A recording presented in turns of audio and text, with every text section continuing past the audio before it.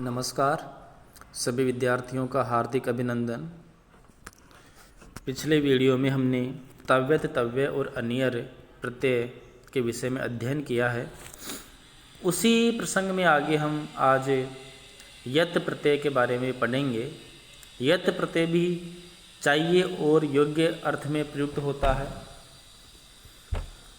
तो यह प्रत्यय अजंत धातु से होता है। अचो यत ये एक सूत्र है। यत प्रत्यय वैसे सभी में होता है, लेकिन जो अचोयत सूत्र है अलग अलग इसकी कंडीशन होती है। अलग अलग कंडीशन होती है कि किस सूत्र के द्वारा किस धातु से यह प्रत्यय होगा। अब यहाँ पे ये सूत्र है अचोयत। तो इस अचोयत सूत्र से अजंतात अच अंतात जो अच होते हैं, अच क्या होते हैं? स्वर होते हैं। धातु जिस धातु का अंतिम वर्ण स्वर हो, अच अंतात धातु। अच यानी स्वर, अंतात अंतिम वर्ण हो धातु धातु का। तो जिस धातु का अंतिम वर्ण अच हो यानी स्वर हो, उससे यत प्रत्यय होता है। उस धातु के यत प्रत्यय इस सूत्र के द्वारा होता है अचोयत से। यानी अंतिम वर्ण जिस धातु में स्वर है उस धातु में अचोयत सूत्र से यत प्रत्यय होता है। जैसे चेयम है, चेयम में ची धातु है। अब ची धातु में जो अंतिम वर्ण है वह ई स्वर है। जैसे च प्लस ई, तो च प्लस ई है, तो ई अंतिम स्वर हुआ। तो अंतिम स्वर से युक्त जो धातुएं हैं उनमें अचोयत सूत्र से यत प्रत्यय होता है। कर्म में,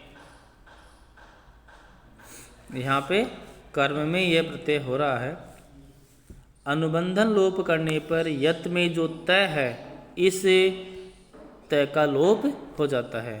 पहले हलंत्यम से इसकी इत संज्ञा होगी, उसके पश्चात तस्य लोप से लोप होगा। तो इसमें यह शेष रहेगा। ची से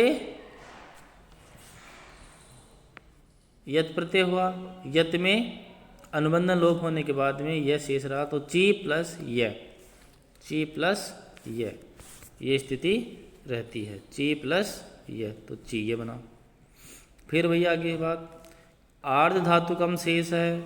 इस सूत्र से आर्ध धातु संज्ञा, यत को आर्ध धातुक संज्ञा होगी। फिर है सार्वधातुकार्ध धातुकयो, सार्वधातुकार्ध धातुकयो।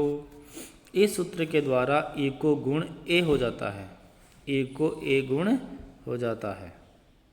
जो ई था उसको ए हो जाता है गुण होकर के, तो चेय बन जाता है।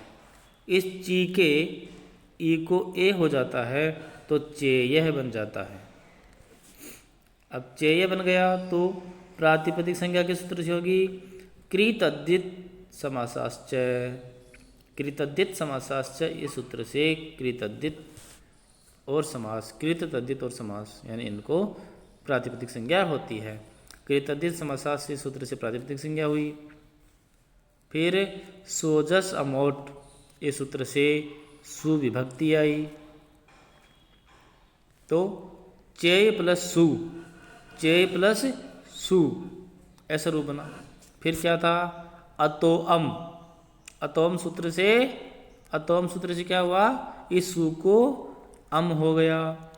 फिर अमी पूर्व है, इस सूत्र से पूर्व रूप होकर के चेयम ये रूप सिद्ध हो जाता है।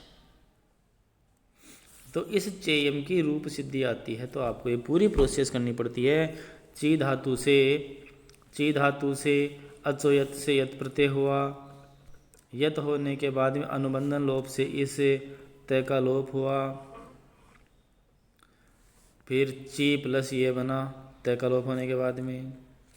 आर्ध धातु कम शेष से आर्ध धातु संज्ञा, सार्वधातुक आर्ध धातु कयो से गुण किसको? इस ई को ए हो गया तो चेय बन गया। अब चेय बनने के बाद में अपन अम कैसे आए? अम लाने के लिए इसकी प्रातिपदिक संज्ञा हुई किससे? कृतादि समासाश्च सूत्र से प्रातिपदिक संज्ञा हुई। फिर सोजस अमोट सूत्र से सुविभक्ति आई। फिर अतोम से सु को अम हुआ। अमी पूर्व से पूर्व रूप होकर के चेयम रूप बन जाता है। इस प्रकार रूप सिद्धि इनकी होती है। यदि अचोयत सूत्र की व्याख्या पूछ ले तो अजंतात धातुर यत स्यात्, ये इसकी वृत्ति लिखनी होगी। अजंतात धातुर यत स्यात्, अच अंतात धातुर यत। इस सूत्र का पदच्छेद यह है अच यत। अच यानी स्वर से यत प्रत्यय होता है पदच्छेद। तो जो अजंत धातु है जिनके अंत में स्वर है, ऐसी धातुओं से इस सूत्र के द्वारा यत प्रत्यय होता है। जैसे चेयम, जेयम, देयम, ग्लेयम, पेयम, क्योंकि पा धातु है ना, ऐसे। अब और कौन कौन से रूप बनते हैं? तो जैसे ये ची धातु से तो यत प्रत्यय करने पर चेयह, चेयह, चेयम। अब इसमें जो इन प्रत्ययों से युक्त जो शब्द हैं वो तीनों लिंगों में इनके रूप चलते हैं। पुल्लिंग में चेय बनेगा, स्त्रीलिंग में चेया बनेगा, नपुंसक लिंग में चेयम बनेगा। यानी चुनने योग्य या चुनना चाहिए। जी से यत प्रत्यय करेंगे तो जेयह, जेया, जेयम। स्त्रीलिंग में जेया, नपुंसक लिंग में जेयम। श्रु से श्रव्य, हु से यत प्रत्यय करेंगे तो हव्य, नी से यत प्रत्यय करेंगे तो नेय, क्री से यत प्रत्यय करेंगे तो क्रेय, और भू से यत प्रत्यय करेंगे तो भव्य। इस प्रकार के रूप बनते हैं। अब इन सभी धातुओं में ये जो धातुएं हैं यहाँ पे ची, जी, श्रु, हु, नी, क्री, भू, इन सभी धातुओं में जो अंतिम वर्ण है वह स्वर है, स्वर की मात्रा है इनमें। इस कारण से इनमें जो यत प्रत्यय होगा वह अचोयत सूत्र से होगा। इन सभी के अंत में स्वर है, इसलिए इनमें अचोयत से यत प्रत्यय होगा। अब इद्यति, अब इद्यति सूत्र क्या कार्य करता है? यति परे आत इत स्यात्, यति परे आत इत स्यात्। यति यानी यत प्रत्यय परे, यति यत प्रत्यय परे जो आत यानी आ है उसको ई हो जाता है, इत हो जाता है, यानी ई हो जाता है। बाद में यदि यत प्रत्यय है तो उससे पहले जो आ है उस आ को ई हो जाता है इस सूत्र के द्वारा। उदाहरण है इसके देयम या ग्लेयम। अब देयम और ग्लेयम में इन दोनों में यत प्रत्यय तो अचोयत से होगा, क्योंकि इसमें दा धातु है, देयम में दा धातु है और ग्लेयम में ग्लई यानी ग्ला धातु है।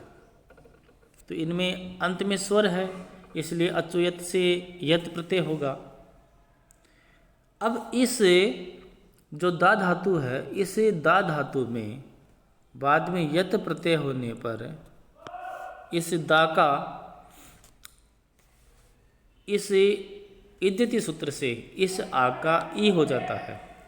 फिर वही प्रोसेस होगी आर्धातुकम से आर्धातुकम संज्ञा, और जो सार्वधातुकार धातुकयो सूत्र उससे गुण होगा। देयम, इस देयम में दा धातु से अचोयत सूत्र से यत प्रत्यय हुआ। अनुबंधन लोप कर दा और य, अनुबंधन लोप में उससे तय का लोप हो जाता है। तो दा और यत का जो तय है उसका लोप हो गया। पहले बताया था कि अनुबंध का मतलब है कि पहले उसकी इत संज्ञा होगी फिर लोप होगा। इत संज्ञा जो अंतिम वर्ण है, इत संज्ञा के अंतिम जो हलंत वर्ण है, उस अंतिम हल वर्ण की हलंत्यम सूत्र से संज्ञा हुई तो तस्य लोप से फिर लोप हुआ। अनुबंध लोप का मतलब यही है शॉर्ट में। तो दा ये बना दाय।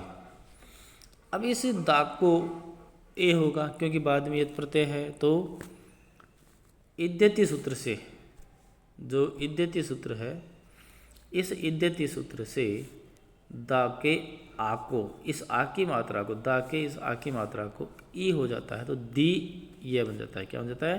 दी यह। फिर सार धातुकार धातु कयो, सार धातुकार धातु कयो। जो आर्ध धातुक संज्ञा हुई किससे? आर्ध धातुकम शेष से आर्ध धातुक संज्ञा हुई। फिर सार धातुकार धातु कयो से गुण हो जाता है। इस ई को, जो दी में ई है, इस ई को ए गुण हो जाता है तो देय बन जाता है। देय बन गया, देय बनाना है तो सुविभक्ति आएगी किससे? पहले प्रातिपदिक संज्ञा होगी, फिर सोजस समोट सस से सुविभक्ति आएगी।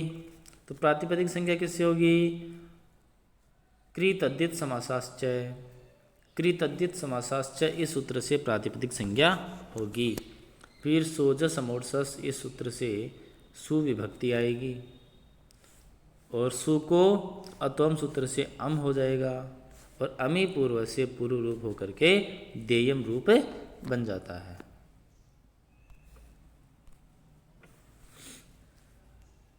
इसी प्रकार जैसे ये दा प्लस यत है, पा प्लस यत है, घ्रा प्लस यत है, ज्ञा यत, स्था यत, हा यत, ये सभी रूप इसी के आधार पे बनते हैं।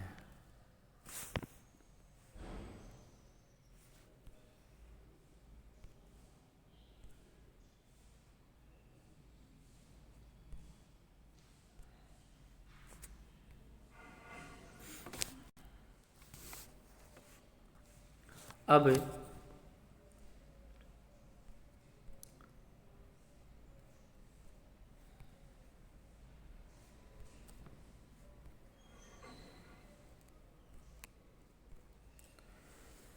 जैसे दा है, दा में अंतिम है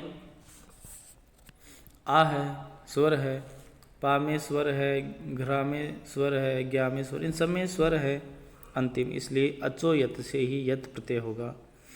और ये सब में आ की मात्रा है, सब में आ है। ध्यय का मतलब ध्या, ग्लय का मतलब ग्ला, ये दो, इन सब के अंत में आ है। तो इद्यति सूत्र से इन सभी के आ को ई हो जाता है, इन सभी के आ को ई हो जाता है यत प्रत्यय परे रहने पर। इद्यति सूत्र से इन सभी धातुओं के आ को ई हो जाता है यत प्रत्यय परे रहने पर। फिर जो ई की मात्रा होगी उस ई की मात्रा को सार्वधातुकार धातु कयो इस सूत्र से गुण ए हो जाता है। तभी तो सब में ए की मात्रा आती है, घ्रे गे स्थे है, इन सब में ए की मात्रा लगती है। इससे गुण होने पर, सार्वधातुकार धातु कयो से गुण होने पर इन सभी में ए की मात्रा हो जाती है। और फिर बाद में प्रोसेस पता है, प्रातिपदिक संज्ञा होकर के सुविभक्ति आई। सुविभक्ति यदि पुल्लिंग है तो सु से वो विसर्ग वैसे हो जाएगी सीधी, और यदि नपुंसक लिंग है तो अपने को अतोम से अम लाना पड़ेगा और अमी पूर्व से पूर्व रूप करके रूप सिद्धि करनी पड़ेगी। यही इन सब की प्रोसेस एक समान है। धन्यवाद।